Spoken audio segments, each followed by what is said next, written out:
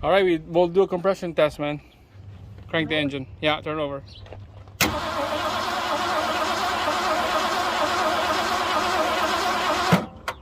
You get to see this. Weak. Not terrible, but... What, 70? 80? 70? It looks like it's going down. Every long bar is 10s. Yeah, so like 80, maybe 80. That's not, I don't know, in the 35. modern engine, that's not good. This thing's been sitting a long time. Like it needs to stretch its legs. So it could be piston, it could be valves, you never know. Let's write that down. I want to write that down. All right, so this one, we pull out the number 1 spark plug, and then we'll put a, go ahead.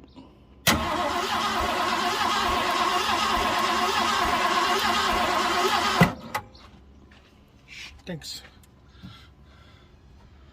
What is that, 110? Okay, that's better. 110. All right, guys, so instead of turning the key, we got this trigger start right here manually.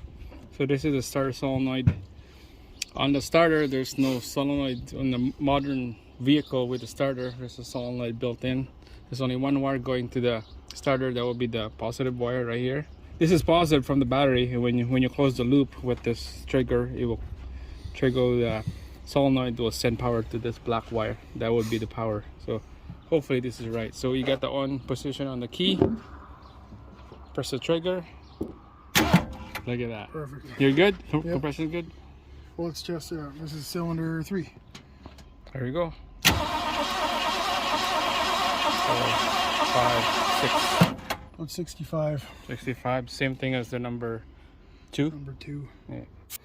All right, so we just finished doing compression tests for all 8 cylinder, and this is the result right here. Number 1 cylinder, 2, 3, 4, 5, 6, 7, 8. You can see 110 psi, 70. We did this one again twice, 70, 80, 113, 110, 90, and 85 on the number 8. So spec on this is like 120 and up or something like that on this old engine. 120 and up. So it's not looking good. So my buddy said that he thinks that he will run. He's just gonna have a very bad idle or movement of the engine if it start. So we're gonna rip it up again and see if it's gonna start for sure.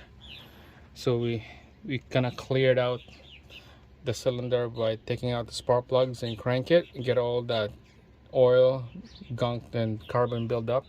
So now we're gonna start the engine. All right, so we double check our fuel carb right here. It's hard to see, but there's 2 jets in there. When you press the throttle gas, it will squirt fuel into the hole in here, but it's only 1 jet is working at the other one. I think the other one is plugged. So let's give this thing a crank and let's see how it reacts. Okay, go ahead. Again.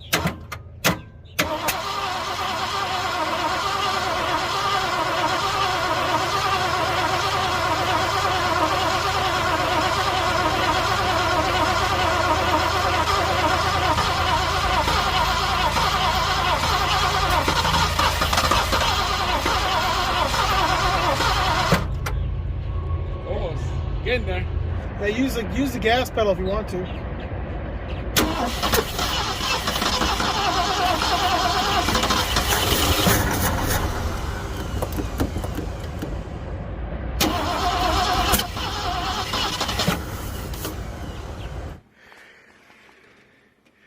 New pumps in. I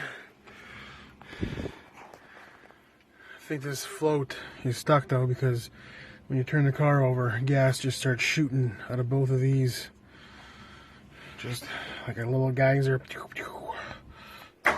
Alright guys, so from this clip right here, you can see my buddy Brantley, he sent me this clips from his phone.